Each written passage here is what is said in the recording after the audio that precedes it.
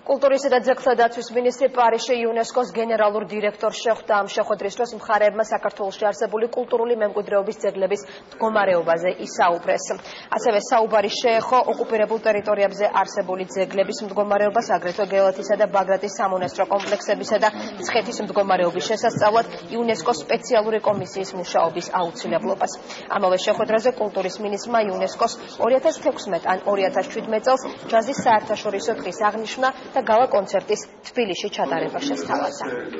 მეთხოვე გენერალურ დირექტორს, რომ დაეჩქარებინა პროცესი იუნესკოს ექსპერტების მისიის ოკუპირებულ ტერიტორიებზე კულტურული მემკვიდრეობის ძეგლების მდგომარეობის შესასწავლად, ასევე ვისაუბრეთ იუნესკოს ექსპერტების კომისიაზე, რომელიც ჩამოდის ოქტომბრის ბოლოს ბაგრატის და გელათის მდგომარეობის შესასწავლად, ასევე ეს მისია გაგრძელდება შემდეგ მცხეთაში. შევთავაზე გენერალურ დირექტორს, რომ 2016-ში ან 2017-ში საქართველოს ყოფილიყო მთავარი, ასე ვთქვათ, ქვეყანა ჯაზის დღის აღნიშვნაში.